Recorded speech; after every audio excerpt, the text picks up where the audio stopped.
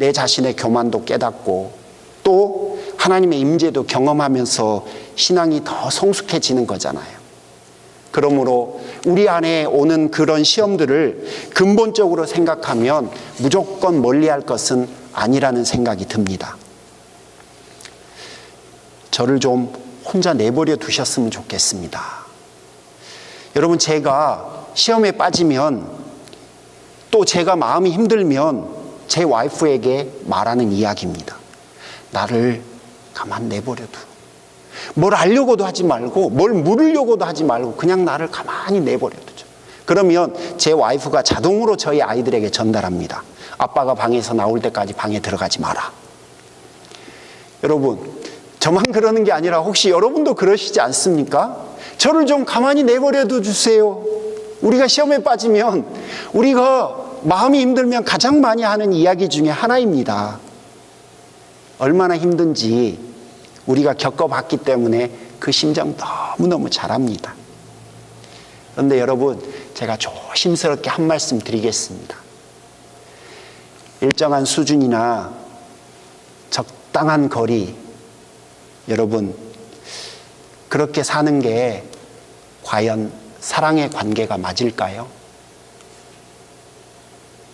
그런 적당한 거리를 두고 살아가는 관계가 서로 사랑의 관계일까요? 두 번째 시험으로 한번 가보시죠. 사단이 첫 번째 시험에 실패하자 사단은 예수님을 성전 꼭대기로 데려갑니다. 6절에 내가 하나님의 아들이거든, 또 똑같은 이야기를 하죠. 여기에서 뛰어내려 봐라. 시편 91편 11절을 또 인용합니다. 하나님이 너를 위하여 자기 천사들에게 명하실 것이다. 그들이 손으로 너를 떠받쳐서 너의 발이 돌에 부딪히지 않게 할 것이다.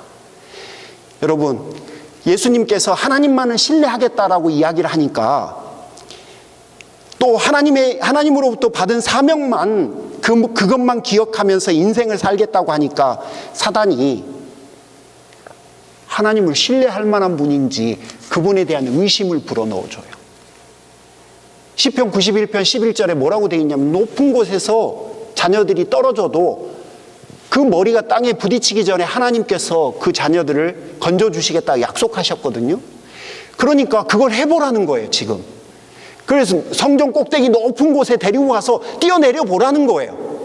뛰어내려 봐서 진짜 하나님이 그 약속을 지키는지를 확인해 보라는 겁니다. 이 말은 하나님 자체에 대한 의심을 지금 불어넣어 주는 거예요. 아니, 너 그러다가 정말 인생 낭비하면 어떡하려고 그래? 너 그러다가 나중에 웁스 하는 사태가 벌어지면 어떡하려고 그래? 하나님을 정말로 그렇게 신뢰할 만한 분이 되는지를 한번 확인해 보라는 그런 이야기예요. 우리말로 하면 테스트 해보자는 거죠. 그러자 예수님의 답변이 7절이에요. 성경에 기록하기를 주 너의 하나님을 시험하지 말아라. 주 너의 하나님을 시험하지 말아라. 하나님은 믿음과 신뢰의 대상이라는 것을 다시 반복하는 겁니다. 하나님은 시험의 대상이 아니라는 이야기를 지금 하고 있는 거예요. 종종 우리는 나만 고생하고 다른 사람들은 아무런 관심이 없는 것 같다는 생각이 들어올 때가 있어요. 우리 안에 그런 생각들이 들어올 때가 있어요. 여러분, 그런 면이 없지 않아 있습니다. 사실 교회 안에 그렇기도 해요. 제 용어로 이렇게 좀 바꿔보고 싶습니다. 교회 안에는요, 하나님의 자녀처럼 사시는 분도 계시고요, 어떤 분들은 손님처럼 행동하시는 분들도 계시기는 해요. 여러분, 아버지의 팔순잔치가 좀 열렸다고 해보시죠. 자녀들의 행동은요, 손님 대접하기 위해서 정말 수고합니다. 오신 손님들에게 인사하고 음식 날라서 대접하고 틈틈이 아버지의 기분도 살피느라고 정말 애를 씁니다. 그러다 보면요, 식사할 틈이 없어요. 그리고 이리저리 뛰어다니느라고 다리는 퉁퉁 붓고 허리는 뻐근해져요. 언제 흘렀는지도 모르는 땀이 여기저기 송글송글 맺혀 있죠. 하지만 내가 왜 이 고생을 하지? 말하지 않습니다. 자녀들은 이런 말을 절대 안 합니다. 흐뭇하죠. 아버지가 웃는 모습을 보면 피로가 싹 가셔요. 아, 내가 사랑하는 아버지를 위해서 뭔가 한 가지를 했구나라고 하면서 뿌듯해집니다. 자식은 그렇습니다. 반면에 여러분, 손님은 다릅니다. 손님은 대접받으려 합니다. 상은 잘 차려져 있나 평가하려 합니다. 답례품은 무엇을 주려나 기대합니다. 보쌈 한 그릇 추가해달라고, 음료수 한 그릇 가져달라고 계속 요구합니다. 그것도 아주 당당하게. 그러다가 서빙이 좀 늦어지면 불평합니다. 여러분, 손님들은 그렇습니다. 제가 여러분에게 좀 챌린지를 하고 싶습니다. 여러분은 하나님께 자녀입니까? 손님입니까? 여러분 교회에서 자녀이신가요? 손님이신가요? 정말 엉뚱한 질문을 해서 정말 죄송해요. 우리는 자녀죠. 하나님의 자녀고 교회에서도 자녀죠. 손님들이 아닙니다. 따라서 자녀들은 하나님을 의심하지 않습니다. 하나님 그분에 대한 의심을 품지 않습니다. 우리는 자녀이기 때문에 하나님을 신뢰하고 순종할 뿐입니다. 성도들에게 필요한 것은 죽기까지 그분 앞에 하는 순종인 것입니다. 정말로 가능할까요? 정말 하나님께서 나를 위해서 일하실까요? 내가 그분을 신뢰하면 그분이 정말로 해주실까요? 정말 내가 이 어려움을 이겨낼 수 있을까요? 정말로 인내하면 내일은 달라질 수 있을까요? 정말로 믿는 도끼에 발등 찍히는 그런 일이 벌어지지 않을까요? 뭘로 장담하세요? 여러분, 됩니다. 하나님이니까 됩니다. 사람이 하는 게 아니라, 사람의 능력이 아니라 하나님의 약속이니까 되는 겁니다. 이때 성도에게 믿음이 필요한 겁니다. 내가 원하는 어떤 것을 믿겠다고 해달라고 하는 것이 할 때 믿음이 필요한 게 아니라 그분이 나에게 해주신 그 약속을 신뢰할 때 성도에게 믿음이 진짜 필요한 겁니다. 믿어도 되냐고요? 정말로 되냐고요? 됩니다. 그분이 우리에게 하신 약속입니다. 믿어지지 않으신다고요? 예수님이 우리에게 해주신 것을 보십시오. 그리고 그분이 여러분의 인생에 하신 것을 보십시오. 그러면 됩니다. 여러분, 마지막으로 예수님께서 세 번째 시험을 받으셨어요. 사단이 높은 산으로 데리고 가서 세상의 모든 나라와 영광을 보여줍니다. 그런 후에 9절에 이런 요구를 합니다. 나에게 엎드려서 절을 한번 하면 이 모든 것을 너에게 주겠다. 제가 드리고 싶은 말씀은 속지 말라는 거예요. 사단이 우리에게 보여주는 모든 것들은요, 사단의 것이 아니에요. 하나님의 것이에요. 그리고 여러분의 것입니다. 여러분에게 하나님이 이미 주신 것이에요.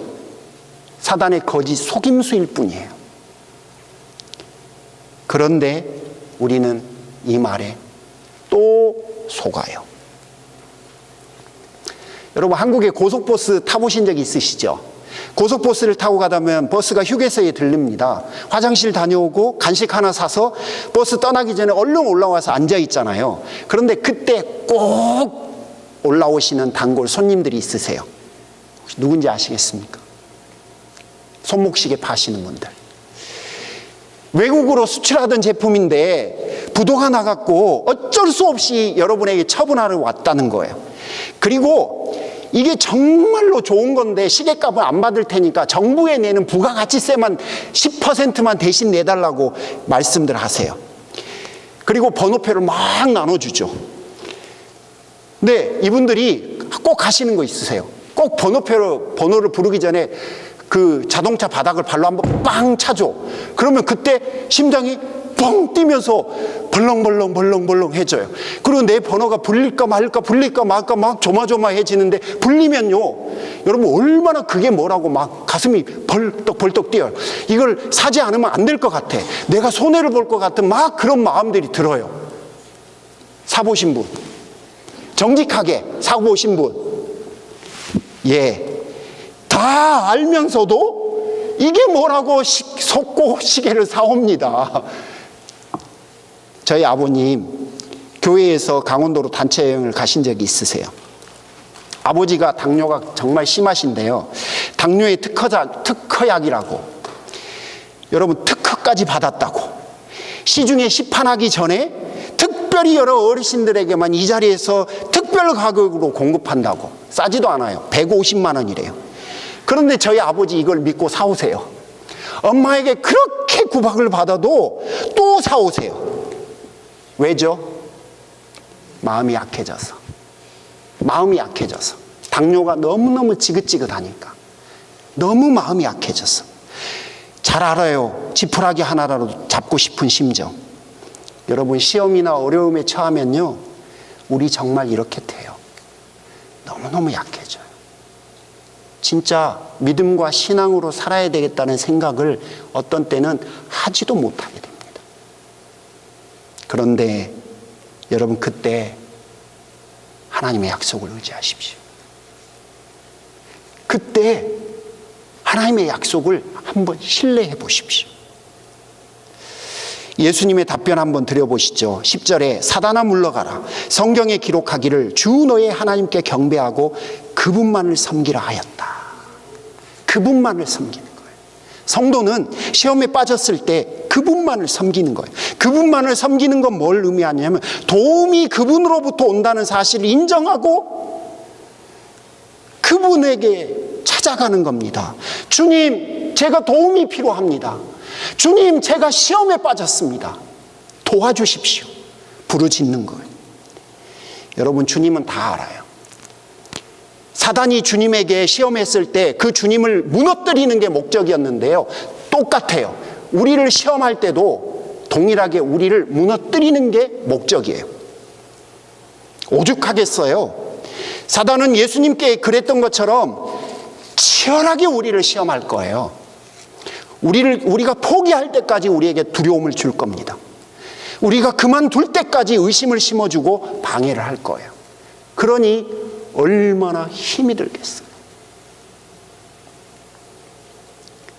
그러나 여러분, 포기하지 말아 주십시오.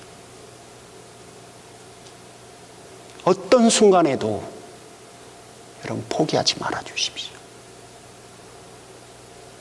우리는 자녀잖아요. 손님이 아니라 우리는 성도잖아요. 조덕삼 장로님 한번 생각해 보십시오. 성도들이 영수 투표를 주인과 종 함께 올렸을 때 그 당시 봉건주의 사고로는 시험에 들만하지 않았을까요? 방 빼라고 했을 것 같아요. 어떻게 나를 이렇게 푸대접하냐고 그러고.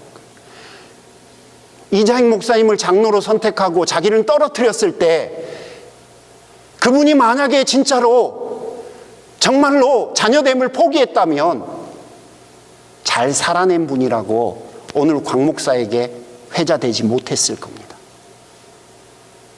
여러분, 포기하지 말아 주십시오. 여러분이 시험에 드셨을 때 꼭 기억해 주십시오. 어떤 순간에도 시험이 고단하고 시험이 내 모든 뼈와 살을 다 통증을 갖다 주는 것만큼 고통스럽다는 걸 잘 압니다. 그래도 여러분, 포기는 말아 주십시오. 그리고 주의 도움이 여러분에게 항상 있다는 사실을 꼭 기억해 주십시오. 기도하겠습니다. 주님, 하나님 나라 복음으로 하나님 자녀가 되었습니다. 예수님처럼